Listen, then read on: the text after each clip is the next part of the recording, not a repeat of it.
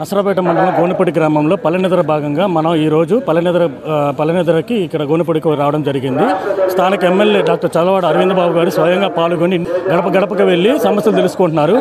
ఇప్పుడు మనతో మాట్లాడడానికి తెలుగుదేశం పార్టీ యువ నాయకులు కిషోర్ గారు ఉన్నారు. వాళ్ళు అడిగి తెలుసుకుందాం. సార్ చెప్పండి, ఎమ్మెల్యే గారు స్వయంగా గడప తిరిగి స్వయంగా అడిగి తెలుసుకుంటున్నారు. సమస్యలు ఏంటో తెలుసుకుంటారు, మీ స్పందన ఎలా ఉంటుంది? ముందుగా రాకీ మీడియా వాళ్ళకి నా నమస్కారాలు తెలియజేసుకుంటూ, ఈరోజు కూటమి ప్రభుత్వం వచ్చేసి సంవత్సరం అయింది.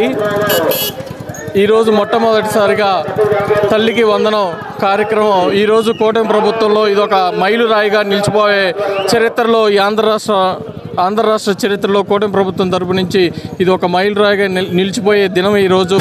అదేవిధంగా ఈ గోనెపొడి గ్రామంలో ఏదైతే మేము పల్లెనిద్ర కార్యక్రమం మొదలుపెట్టామో ప్రతి ఇంటికి మేము వెళ్ళటం జరుగుతుంది.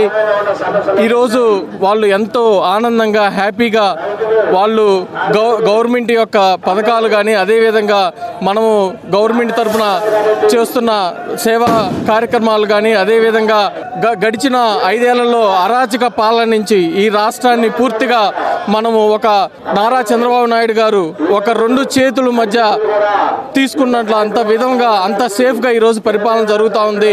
ప్రతి ఒక్క ప్రజలు కానీ అదేవిధంగా ఆడపడుచులు కానీ చాలా ఆనందం వ్యక్తం చేస్తున్నారు. అదేవిధంగా ఈ నర్సాపేట నియోజకవర్గంలో డాక్టర్ చదలవాడ అరవింద్ బాబు గారి నాయకత్వంలో 24 గంటలు ఎప్పుడు ఏ టైంలో వచ్చినా తలుపు కొట్టినా డోర్ తీసి వాళ్ళ సమస్య తెలుసుకొని వాళ్ళకి సమస్యలు పరిష్కరించే విధంగా పనిచేయడం జరుగుతూ ఉంది. నర్సాపేట తెలుగుదేశం పార్టీ డాక్టర్ చదలవాడ అరవింద్ బాబు గారి నాయకత్వంలో ఇక్కడ పల్లెనిద్ర భాగంగా కాదు, నర్సాపేట పట్టణాలకు లేచిన గారించి కాలువల పూడికలు ఎలా ఉన్నాయి ఏంటని అతను స్వయంగా వెళ్ళి వీధిలోకి వెళ్ళి పెద్దలు అడిగి తెలుసుకోవడం జరుగుతుంది.